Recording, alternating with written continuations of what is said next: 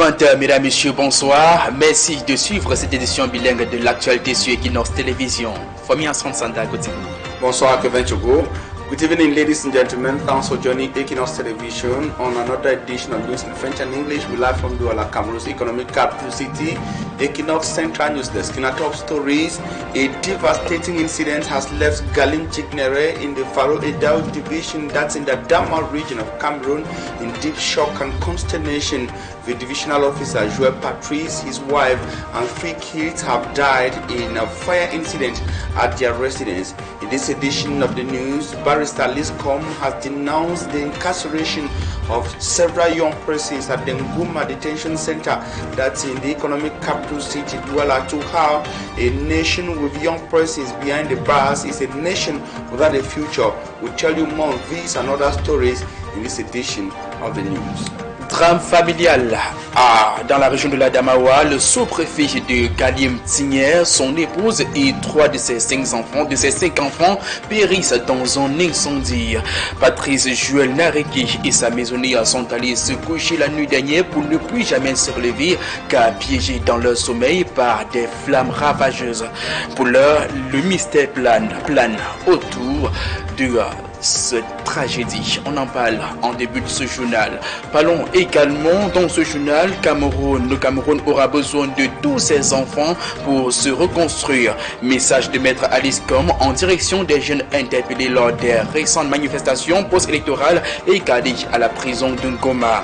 En sa qualité d'avocate et marraine du mouvement cadre d'électeurs, elle a demandé aux autorités d'éviter de criminaliser l'engagement politique au Cameroun et surtout, elle appelle à la libération des personnes injustement interpellés, parmi lesquels des mineurs. Vous verrez tout cela dans cette édition du 20h, mesdames et messieurs, et bien d'autres titres. Merci de nous retrouver juste derrière les détails.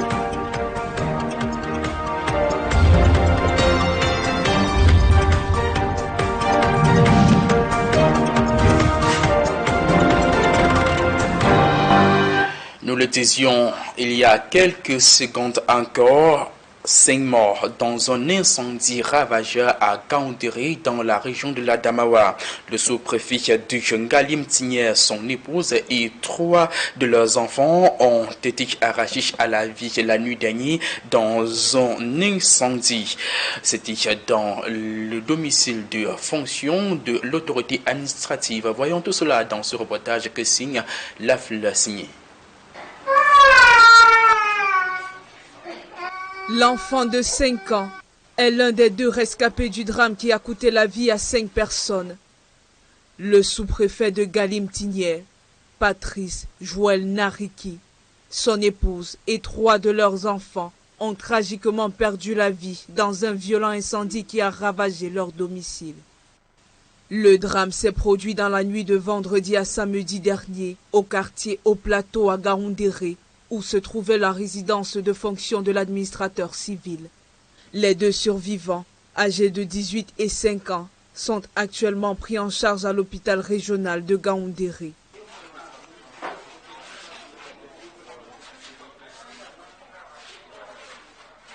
Aujourd'hui, la résidence des victimes n'est plus qu'un amas de décombres et de cendres. Les flammes ont tout détruit sur leur passage, laissant derrière elles des dégâts matériels considérables. Les causes de l'incendie restent jusqu'ici inconnues. Une enquête a été ouverte afin de déterminer les circonstances exactes de cette tragédie. Un reportage de la fleur signée et Jurès Yopa, que leurs âmes reposent en paix. Revenons ici même dans la ville de Douala. Les habitants du village Japoma, précisément au lieu dit Bambou Papa, interpellent les pouvoirs publics à accélérer les projets de développement dans leur localité. Il y a urgence, font-ils savoir, car les 400 hectares réservés pour ces projets, mais pas encore aménagés, suscitent désormais la convoitise et les appétits chez les prédateurs fonciers. Voyons tout cela dans ce reportage que propose Claude Ekwa, Innocent Beka et Ulrich Ngonamala.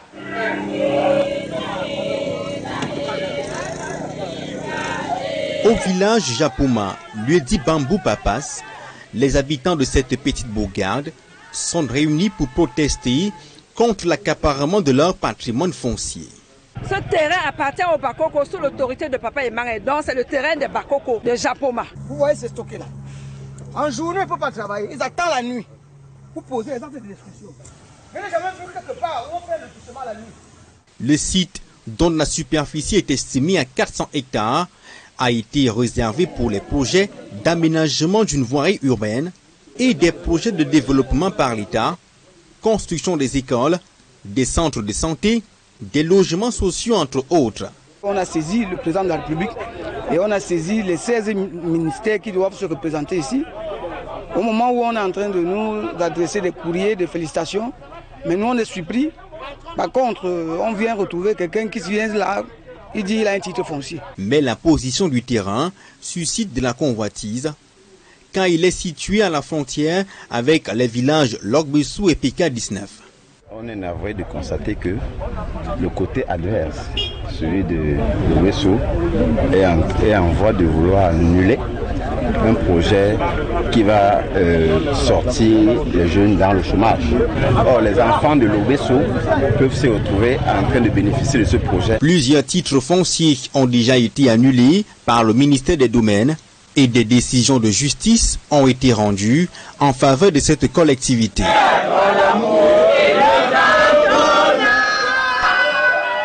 Ce n'est pas non plus la grande sérénité à Bétaré-Oya dans la région de l'Est Cameroun où des commerçants se plaignent des délestages qui portent un surcoût à leurs activités quotidiennes. Réunis en association, ils ont désormais décidé de prendre en main la défense de leurs intérêts. Voyons cela dans ce reportage de Benjamin Issam à Bétoa.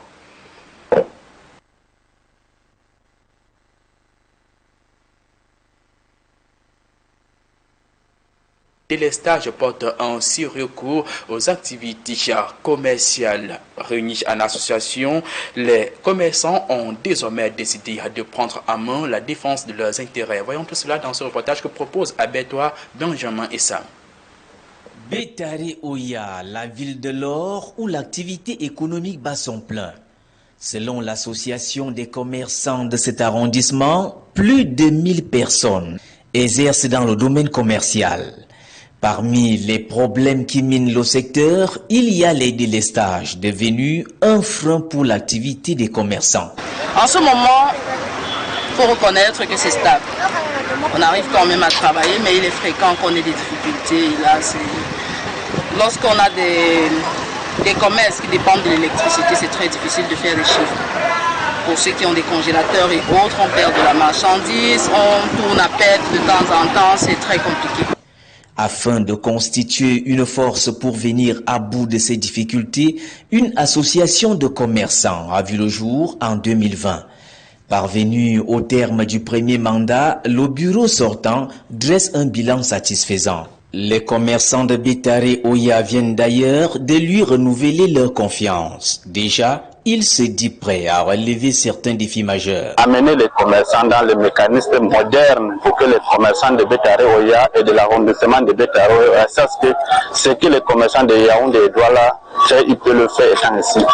Et aussi sensibiliser les commerçants sur les nouveaux lois de finances et aussi les mécanismes modernes que les commerçants s'appuient à la CNPS. Permettre à chaque commerçant d'obtenir un titre foncier reste l'objectif du nouvel exécutif des commerçants. Plusieurs de mes commerçants ont le terrain non titré et ça appartient à le domaine de l'État.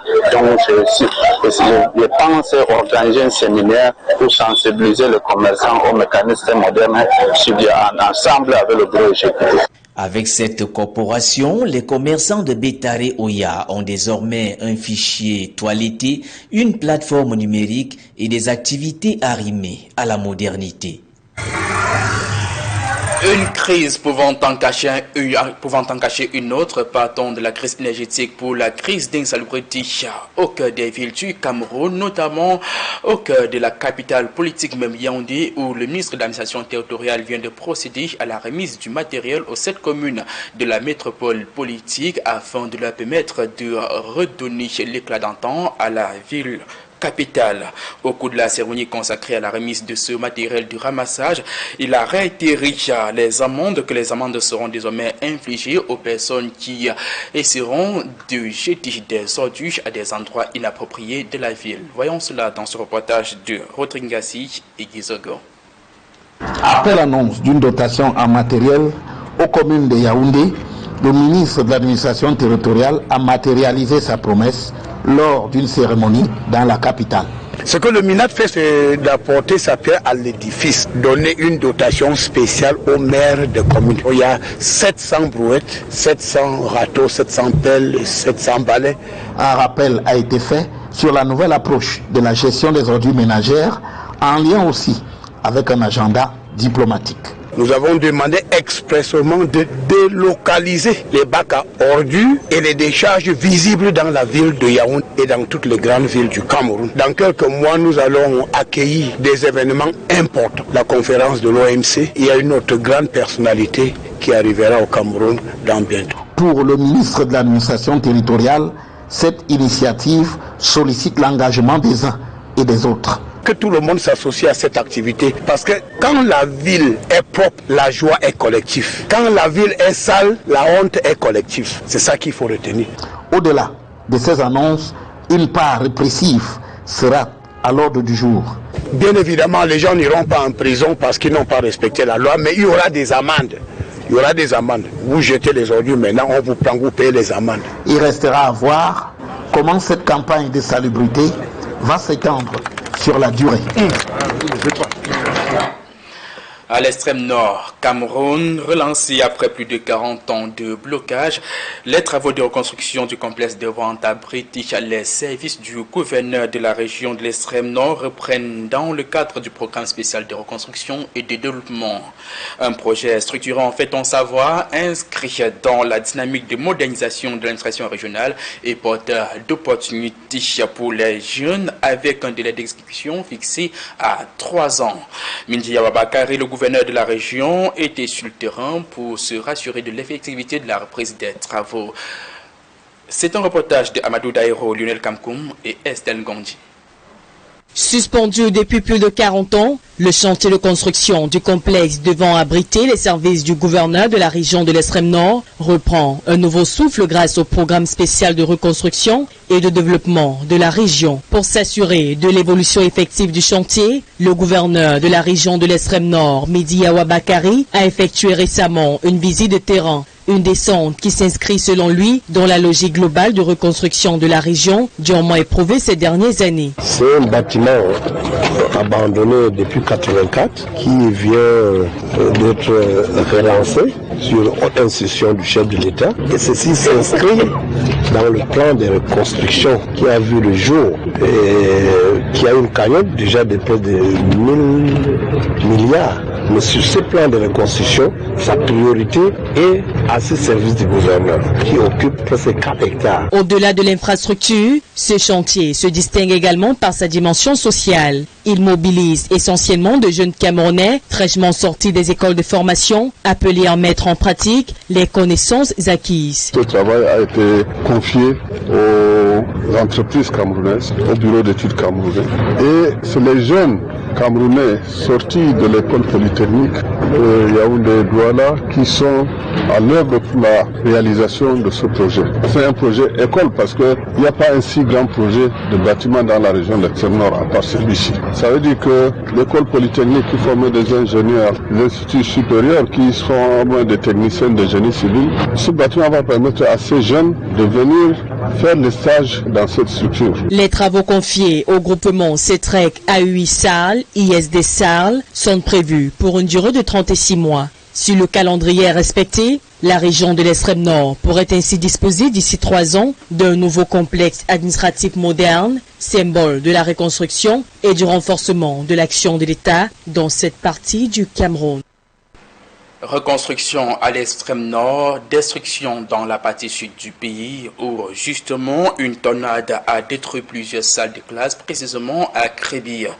Ce sinistre remet au goût du jour la construction des établissements scolaires en matériaux provisoires. La communauté éducative est désemparée en cette rentrée de second trimestre. Voyons cela dans ce reportage que signe Joseph Abena.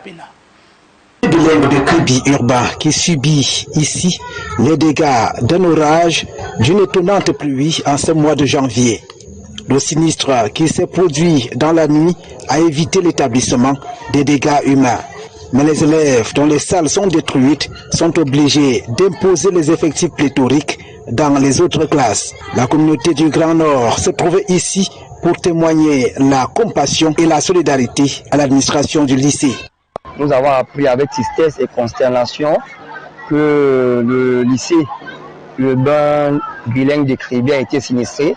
Nous sommes donc venus témoigner notre soutien et notre solidarité à Madame le proviseur et à tout le corps enseignant et toucher du doigt le sinistre en question.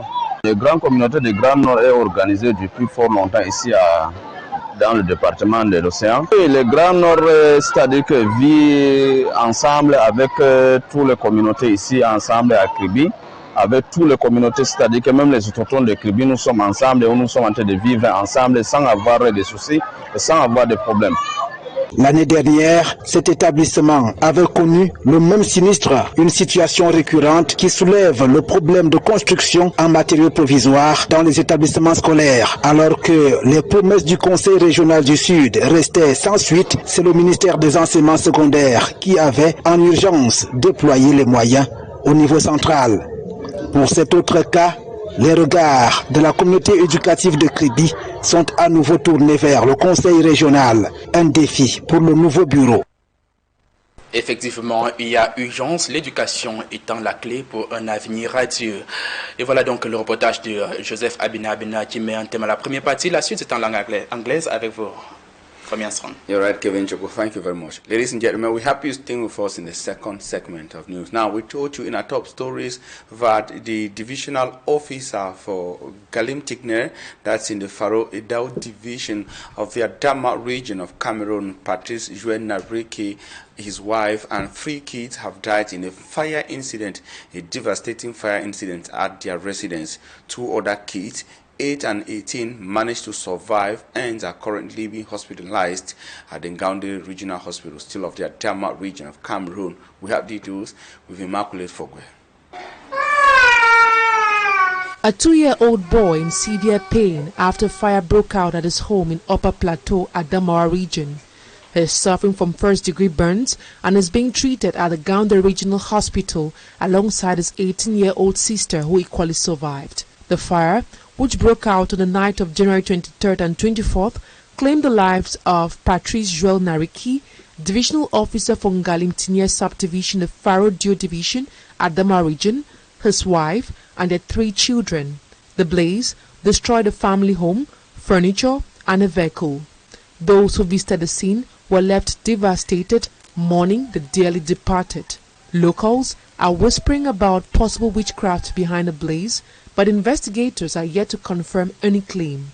The police have sealed off the building as investigations continue, urging residents to stay calm and share any information that might help uncover the truth. And in the Mezam division of the Northwest region of Cameroon, figures points to progress under the public investment budget for the year 2026. However, communities in several parts of the Mezam division are still living under the consequences of abandoned projects that were given to these communities several years ago for diverse reasons outlined in the following report compiled by Mbustela from Bamenda in the Northwest region. In that village, Bamenda 3, a 100 million francs royal electrification project awarded in 2019 was abandoned at just 14.5% execution after the contractor received 20 million francs CFA. Similar frustrations are echoed in Santa, where a 15 million francs electricity extension project was abandoned at 10% execution, and in Tuba, a 60 million francs youth center completed at 98% remains unopened months after the promised handover. Several other water, electricity and road projects in Tuba also remain incomplete, with files now referred to the State Council. It is against this backdrop that the Mezam Public Investment Budget Follow-up Committee reviewed the 97 projects funded to the tune of over 2.9 billion francs CFA in 2025. So far, 71 projects have been completed, 22 are ongoing, and 4 are yet to start, placing execution at 86.73%. The first thing is also to sensitize every stakeholder about the importance of early planning for their projects and early contracting so that contractors can have this project. Also to ensure that contracting processes are transparent and they are given to right contractors who can deliver on task, put in the right documents and follow up for their payments so that they serve the population better. That's what I'll highlight. But not leaving out the fact that the communities also have to participate using the right channel in the process of the project execution, know what is happening, be able to communicate with their councils if some things are not going on well, to draw their attention so that the councils can draw the attention also of the different offices. As contractors face legal actions, residents say true success will only be measured when projects are completed and lives improved on the ground. I will not leaving the Anglophone regions of Cameroon from the northwest to the southwest region, where the senior divisional officer for the Indian division has warned against corrupt practices in the execution of public investment budget in that part of the Republic of Cameroon. He also called on stakeholders involved in the execution to put hands on deck so that at the end of the fiscal year 2026 there will be an effective implementation of the projects that were given to the local people, but also a result that will be outstanding as the division has always done in years. We have details with Immaculate Fogwe. The execution of the state budget does not tolerate corruption. The senior divisional officer, Gilbert Gibai Baldina, made this call during the launch of the 2026 budgetary year at the Modemba Municipal Town Hall in the Dian Division of the Southwest region. He disclosed that the budget stands at over 3,700 million francs CFA, with a current expenditure of 492,640,000 francs CFA, for a total of 7,850 credit cards to run for the first semester of the 2026 fiscal year. Achieving this objective is only possible if each stakeholders in the budget execution chain plays its role. From the gross sum, a total of 3.2 billion francs CFA is allocated for the investment of 89 projects. During the launching, experts like the Dian Divisional Financial Controller and the Divisional Delegate Otto Mangi Tata took time to school all stakeholders on different issues affecting the smooth implementation of the state budget. This increase will go a long way to promote economic growth. And during our launching, we laid emphasis on award deadlines, execution deadlines, as well as procedures involved in the award and execution of the state budget, in order to ensure that at the end of the financial year, we'll be able to attain 100% fiscal and financial execution. While the divisional treasurer, Ekole Raymond Ekane, drilled participants on how to correctly compile documents for specific purposes to ease payment of their dues. Some of us have the habit of holding files in the hand, bringing them to the finance controller. No, they should be above the road. Address the finance controller so that he's sure that he received this document. He called on all to be careful in order to avoid the heavy arm of the state audit bench, which in recent times has called many to book. With political power, you cannot shake the shake, sir. At the close of the day, mayors, divisional delegates, traditional rulers and other stakeholders took turns to ask questions, which were responded by the various experts present at the launching. In closing, the senior divisional officer emphasized that the essence of the meeting was to ensure that the state budget for the semester and the year is put to proper use, while adding that there should be quality coordination, execution and proper follow-up, as he revealed that in 2025, Dian Division came first in public investment budget in the southwest region due to strict follow-up. On this note, he called on continuous monitoring and follow-up of these projects, while requesting participants to largely read and study regulation enforced regarding state budget execution to be on the safe side. A nation with its youthful population behind bars is a nation with an unstable future, Cameroon, however, deserves or is in need of every Cameroonian for a better future. These words echo that of the message of Barrister Liscom, who was part of a delegation of civil society actors and right defenders to the Ngoma Detention Center that's in the economic capital city, Douala. She was accompanied by some political actors and renowned right defenders in Cameroon. We have details with Équinoxe. In the Ngoma prison in the PK19 neighborhood Douala are incarcerated close to 700 persons arrested during the October 12, 2025 post-electoral unrest. Amongst the inmates are minors detained for over 3 months with the hope of regaining freedom. On Friday, they were visited by members of the voter card movement led by Boris Twenche. Accompanying them was the pillar of the movement, Barrister Liscom, who expressed her profound indignation with regards to the prolonged detention of the young Cameroonians who, according to her, were arrested for exercising their freedom of expression. She says only children below the age of 20 are detained in this prison. It is a huge loss because this is not where they are supposed to be. They are technocrats, educated youth with great vision for Cameroon whose aptitudes are being wasted in prison. Barrister Alice urges the Biya regime to stop criminalizing political movements, release all those arrested, notably minors, and take accurate actions that uphold human rights. Considérez que je vous prête mes yeux. That they should be released from prison now and be sent to school and provided the jobs they have been deprived of. She adds, they are the good seeds for a great Cameroon in future.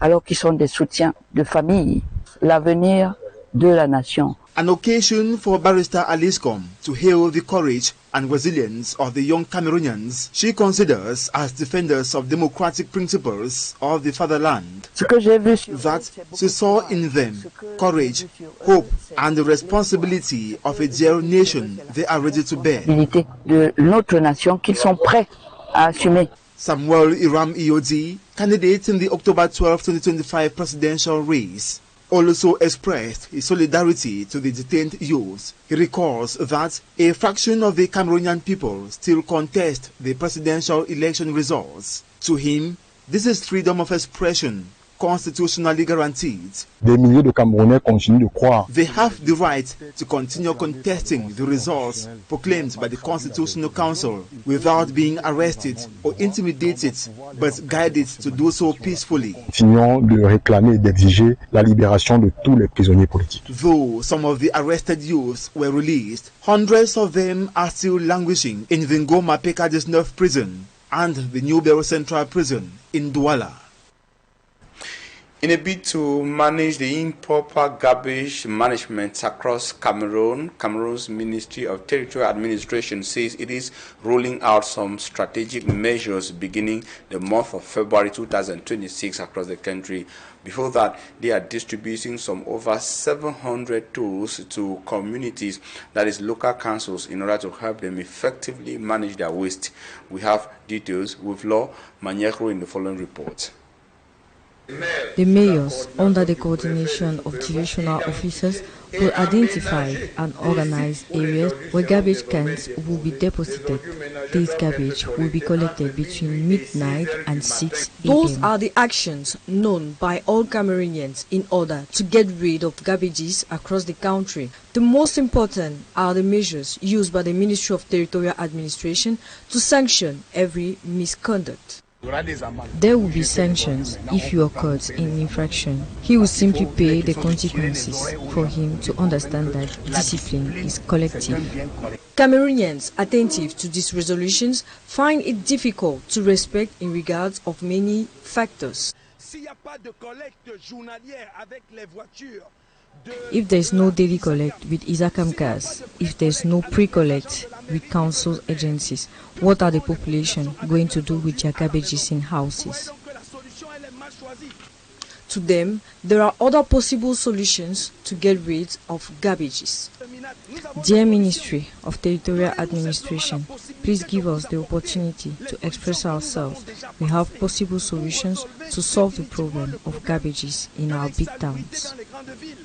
And to others, this is a good sanction to solve the problem of garbages. Respecter le fait que les ordures doivent être jetés dans le bac à ordures que de jeter à terre.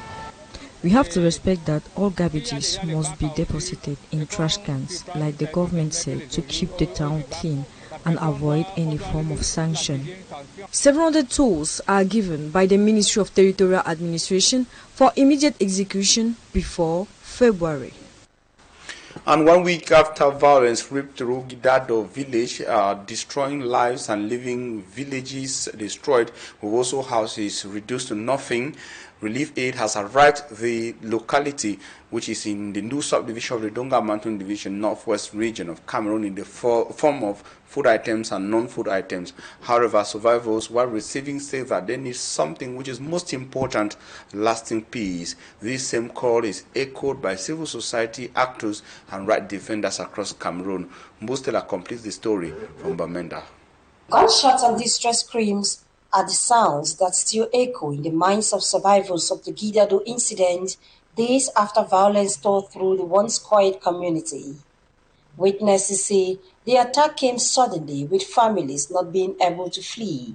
One of my brothers went to mosque, immediately called to mosque, we come to pray. The attack came here, they thinking that I was already there. Why I was not there? I was going to come.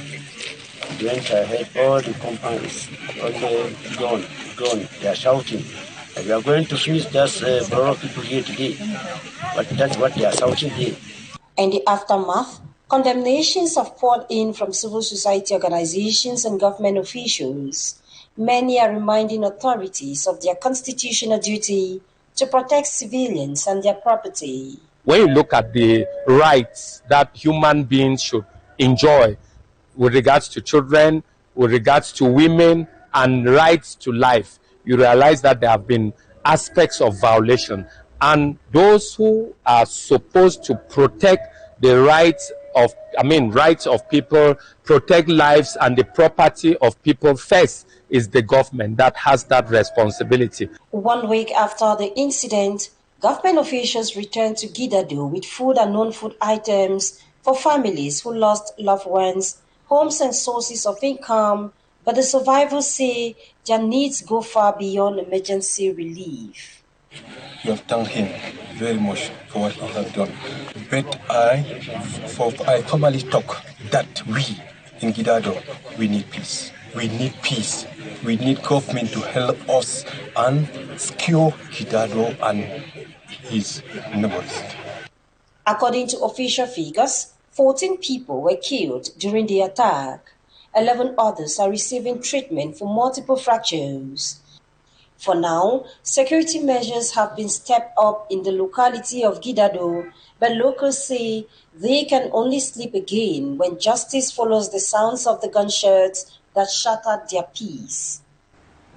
And that's where we end this edition of the news. Thanks for listening, ladies and gentlemen. Kevenchogo, have a nice evening. Thank you. Famille Hassan Sanda, mesdames, messieurs, merci d'avoir regardé cette édition bilingue de l'actualité sur Équinoxe Télévision. Rendez-vous demain lorsqu'il sera exactement 20h. Bonsoir.